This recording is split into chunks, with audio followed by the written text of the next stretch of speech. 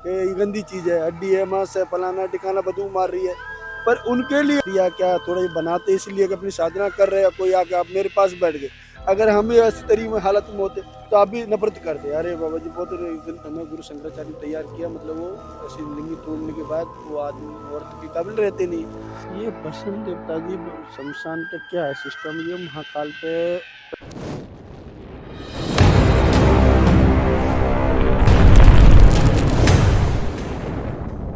तो दोस्तों आप लोग देख सकते हैं कि अभी महाकुंभ प्रयागराज में मैं आया हूँ और यहाँ पर देख सकते हैं आप कि सेक्टर 20 के अंदर आप मेरे सामने की तरफ देख सकते हैं। यहाँ पर जो ये स्वास्तिक द्वार है इसके जस्ट बराबर में बाबा जी ने यहाँ पर धुनी रमाई है।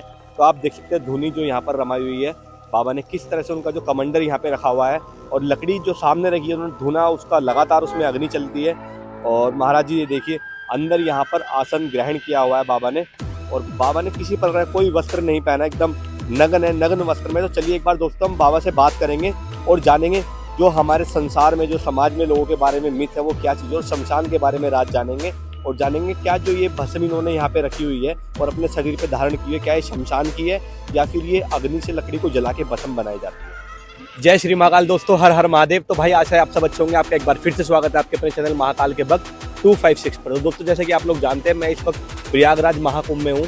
तो अभी मैं सबसे पहले आया हूँ इन महाराज जी के पास। सबसे पहले हम एक बार इनसे बातचीत करेंगे। पहले हर हर महादेव। हर हर महादेव, हर हर महादेव, हर हर महादेव, हर हर महादेव। महाराज जी मैं जानना चाहूंगा कि आपका क्या नाम है और आप किस मठ से है या किस अखाड़े से है? हमारा नाम श्री दिगंबर बाबा मनोजपुरी है, पंचायती महानिर्वाणी अखाड़े से हूँ।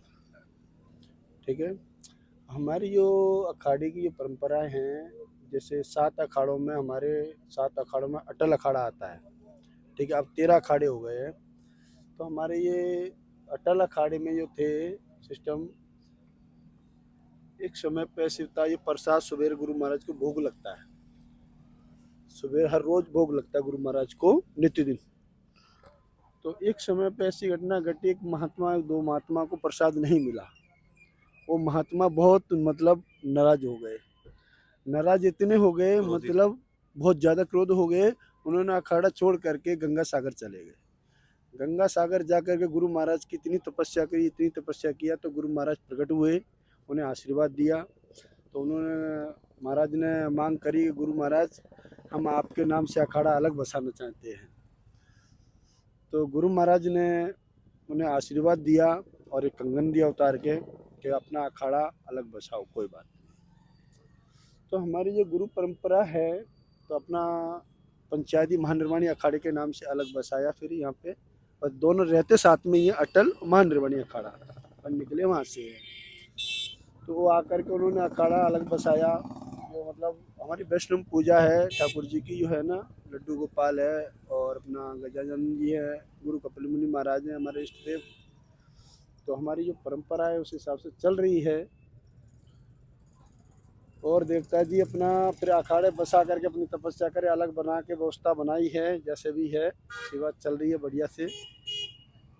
और कुछ कहना चाहूँ महाराज जी अपने विषय में, कह सकते हो? महाराज जी मैं जानना चाहूंगा कि जिस प्रकार आपने मतलब वस्त्र नहीं धारण किए हुए हैं और आपने, मैं देख रहा हूँ आपने भस्म अपने धुनी जो है अपने पूरे शरीर पर लगाई हुई है, तो महाराज जी मैं इस भस्म के बारे में जानना चाहूंगा, क्या ये शमशान की भस्म है? ये भस्म देवता जी शमशान का क्या है सिस्टम, ये महाकाल पे पहले सिस्टम था, महाकाल के अंदर ही शमशान था। ठीक है ना, तो शमशान की भस्म चढ़ती थी। ठीक है ना, अब इस टाइम ऐसा कर दिया गया है कि मतलब भस्म को बना करके फिर चढ़ाते हैं, और ये भस्म को अलग से तैयार की जाती है स्पेशल, मतलब कोई हानि ना पहुंचाए, शरीर को हानि ना हो।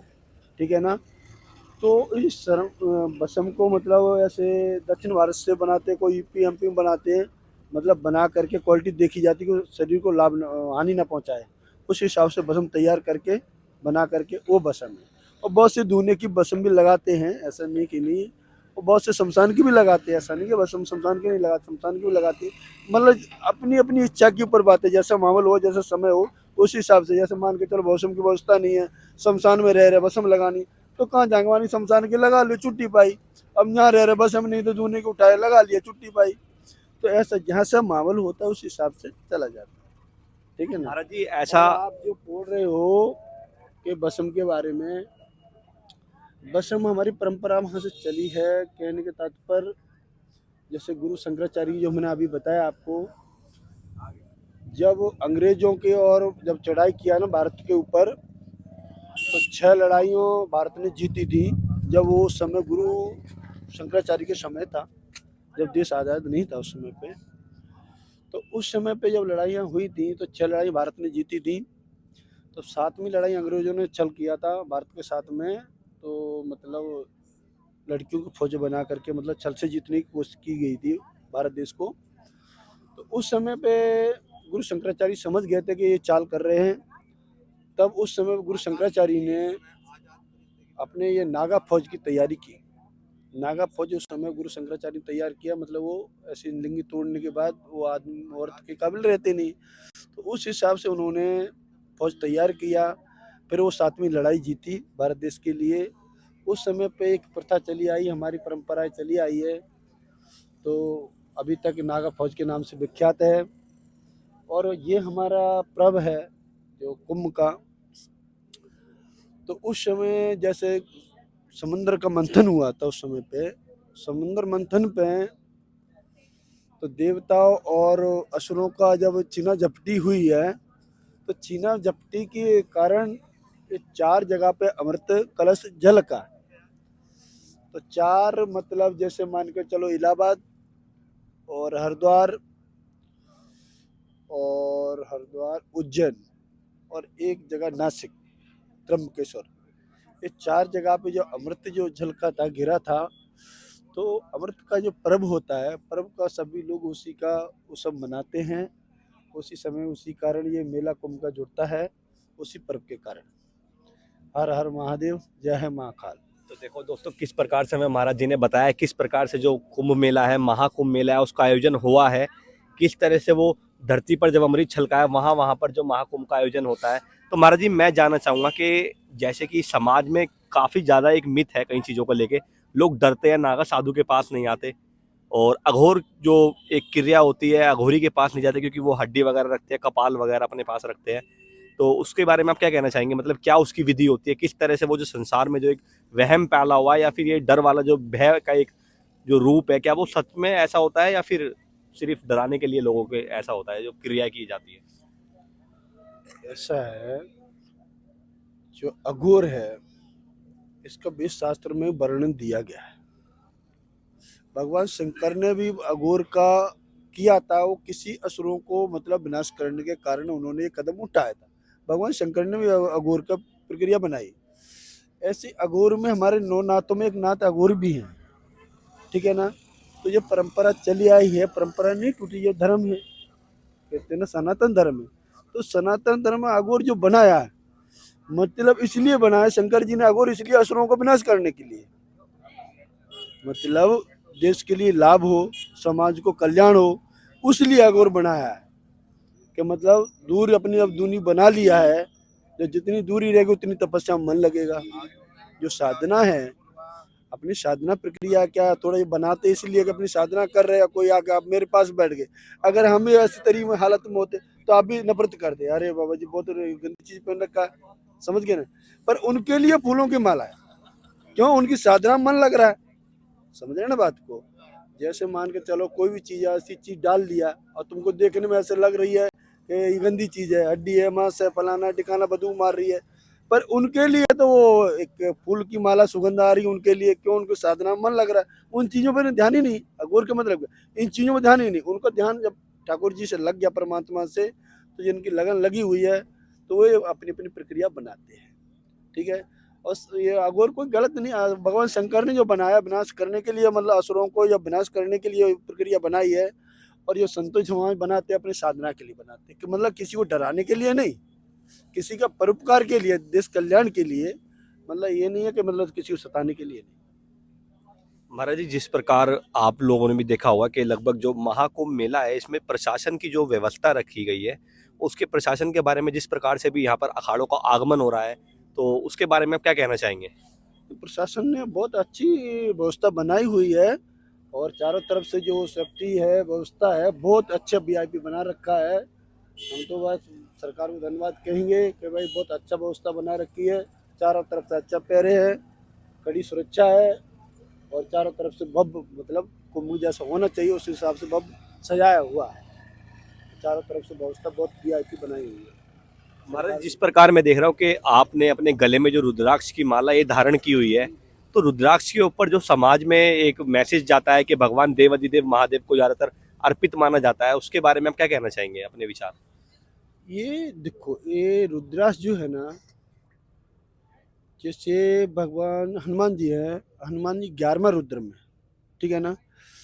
तो ये क्या है, जो रुद्राक्ष है 11वां रुद्र है, तो इससे लाभ ये होता है कि अपने जैसे बीपी लो होना, हाई होना, उसके भी लाभ देता है, समझ गए ना।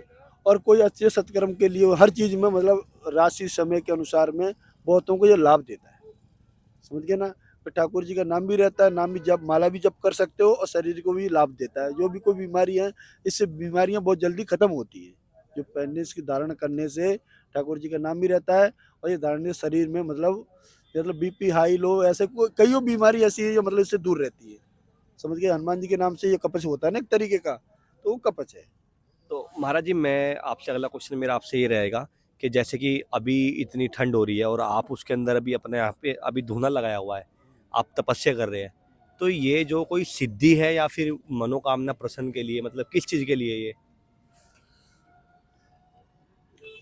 ये देखो देवता जी, कोई सिद्धि नहीं है, ये तो गुरु महाराज का नाम है, जग कल्याण के लिए है, ठीक है ना।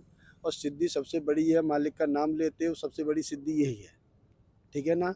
अब उनके काम से, उनके नाम से सब काम हो रहा है, तो सबसे उससे बड़ी कोई सिद्धि नहीं है, ठीक है ना।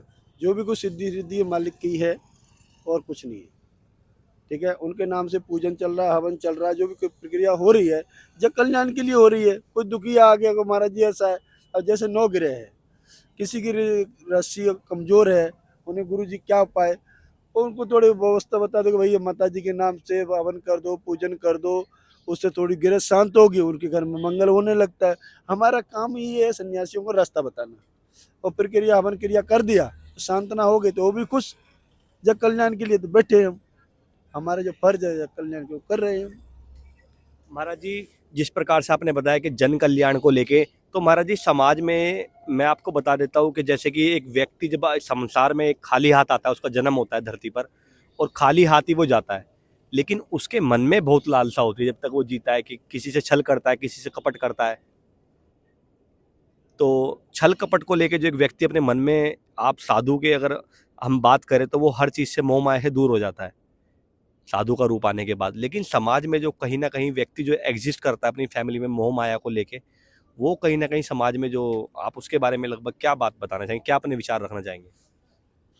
देखो हमारे विचार तो ये कहते हैं, लोग कहते हैं थोड़ी दूरी, कहने के तात्पर्य कहते हैं कि खाली हाथ आया खाली हाथ जाएगा।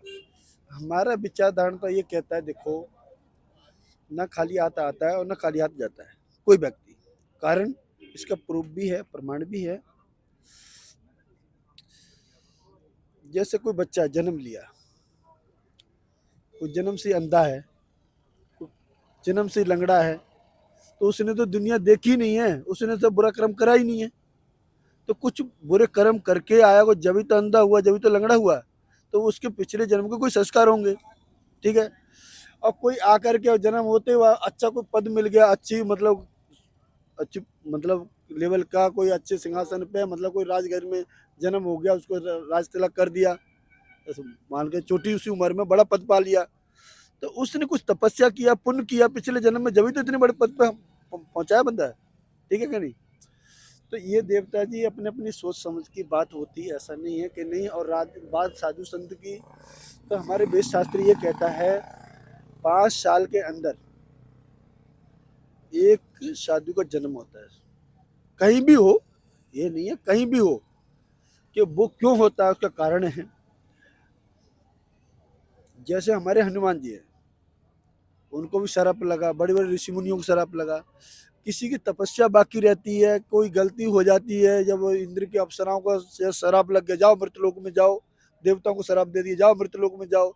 जैसे जय विजय को शराप लग गया था, सप्तऋषियों ने दिया कि जाओ तुम असुर हो जाओ, तो मृतलोक में आए, रावण बने, कंस बने।